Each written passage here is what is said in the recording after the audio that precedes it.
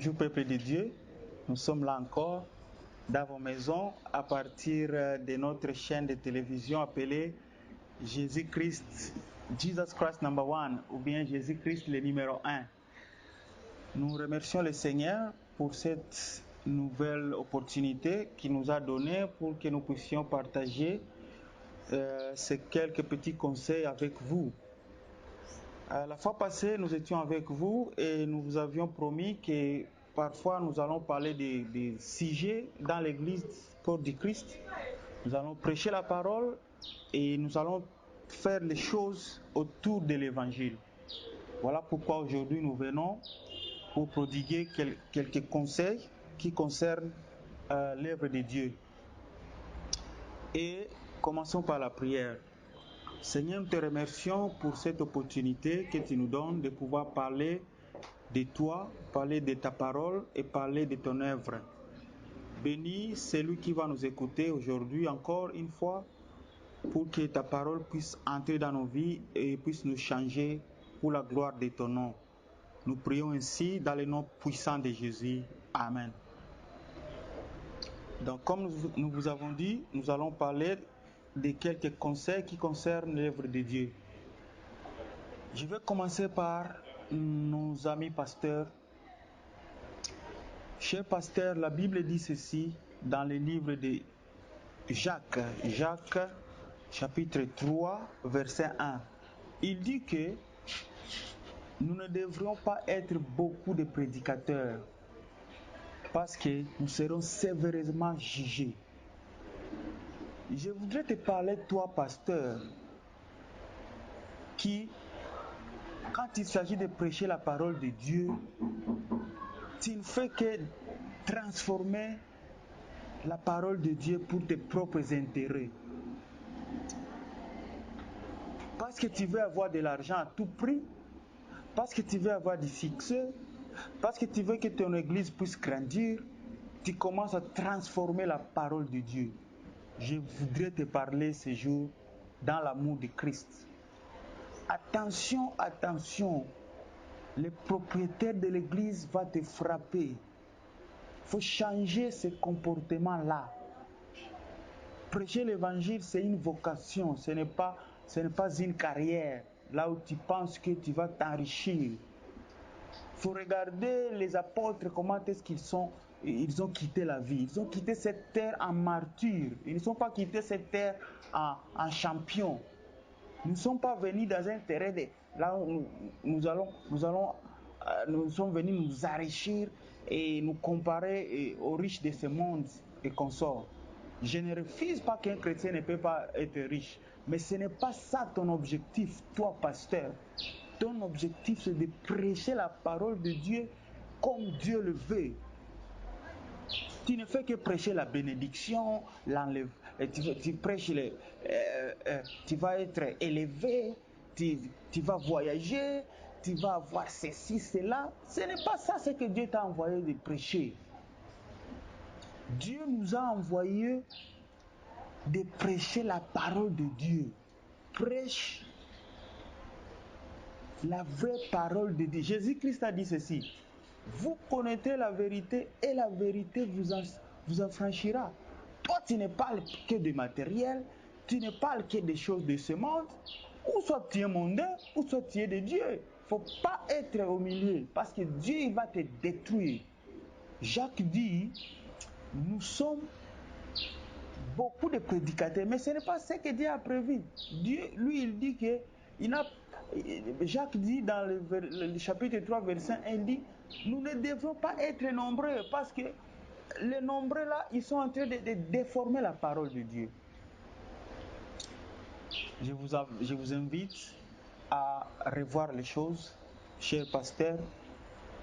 Revois les choses, revois ce que tu fais là. Tu n'es pas dans la volonté de Dieu. Il faut prêcher l'enlèvement. Jésus-Christ revient bientôt. Prêche la repentance. Occupe-toi des brebis de Dieu. Il faut voir l'exemple de Paul. Comment est-ce qu'il a servi Dieu. Regarde les pères de l'église. Comment est-ce qu'ils ont servi Dieu. Avec un seul cœur. le cœur dévoué à agrandir l'œuvre de Dieu, pas à s'enrichir. Cher pasteur, essaie un peu de revoir comment est-ce que tu sers Dieu.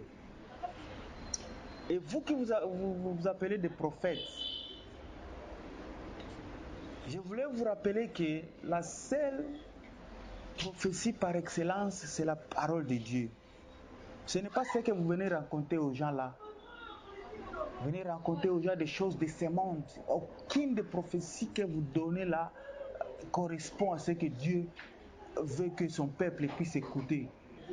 Dieu veut que son peuple écoute les messages sur le péché, qu'il puisse se repentir, les messages sur le Saint-Esprit, qu'il puisse chercher le Saint-Esprit de Dieu pour qu'il puisse grandir dans la parole. Que son peuple puisse écouter les choses comme la repentance, comme les choses comme le monde de l'au-delà. Que le peuple de Dieu se prépare déjà à la vie, au monde à venir, à l'éternité. Vous ne prêchez que de l'argent. Donc tout ce que vous voyez là comme prophète, c'est je vois que tu vas être béni, je vois que tu vas être élevé par Dieu. Non, c'est pas ça ce que Dieu t'a appelé à faire en tant que prophète. Non. Je voudrais aussi m'adresser aux chrétiens, ceux qui s'appellent chrétiens. Attention peuple de Dieu. La Bible est claire dans Matthieu 7. Si tu commences par le verset 21, Jésus-Christ a dit ceci. Beaucoup de monde sont en train d'aller en enfer et ils pensent qu'ils sont en train d'aller au ciel. Faut pas te mentir toi-même, croyant que te convaincant que tu es chrétien, alors que selon Dieu, tu n'es pas chrétien. Si tu étais chrétien, la première chose que tu devrais faire, tu devrais chercher une très bonne église, là où le pasteur ne prêche que la parole de Dieu. Pas des aventures, pas aller écouter une bonne musique. Non, ce n'est pas ça pour les raisons pour lesquelles nous allons à l'église. Il y a de bonnes raisons. Un bon chrétien, il va à l'église là où on prêche la parole de Dieu comme Dieu le veut. Et c'est ta responsabilité de chercher une bonne église. Ce n'est pas la responsabilité de Dieu. Ce n'est pas Dieu qui va venir chercher une église pour toi. Un bon chrétien, sa vie a changé. Tu ne peux pas être un chrétien et la vie est restée la même. Non, ça n'existe pas. Est-ce que tu as changé? Ou bien tu es toujours la même personne? La Bible dit ceci dans 1 Corinthiens 5, 21. Il dit, si quelqu'un est en Christ, tout est devenu nouveau. Les anciennes choses sont passées. Tout doit se renouveler. Est-ce que tu es une personne renouvelée? Si tu n'es pas encore renouvelé, il faut encore aller chercher la face de Dieu pour qu'il puisse t'aider à recevoir Jésus-Christ comme il le faut et que tu deviennes chrétien. On n'est pas chrétien par sentiment. On n'est pas chrétien parce que ton père est chrétien, toi aussi tu deviens chrétien. Non, tu es chrétien par appartenance. Tu appartiens à Dieu. Voilà un peu les petits conseils qu'on a voulu prodiguer. Et je suis en train de croire que nous allons continuer à faire ceci jusqu'à ce que Jésus-Christ va revenir. Mais nous avons besoin de votre participation pour que nous puissions continuer à poster nos vidéos sur notre chaîne. Nous avons besoin de finances. Et les finances que nous avons besoin ne peuvent venir que de vous.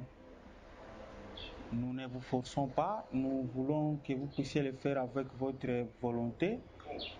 Vous voyez que nous avons posté nos numéros sur notre chaîne, même le numéro de WhatsApp est là. Si vous voulez nous contacter, vous êtes les bienvenus. Nous allons vous recevoir et nous allons vous envoyer les détails nécessaires pour que vous puissiez nous soutenir. Nous vous remercions encore une fois et nous vous encourageons de continuer à marcher dans une vie nouvelle Et la vie nouvelle, il n'y a que Jésus-Christ qui peut la donner. Une vie qui est à côté des péchés. Merci beaucoup et à la prochaine.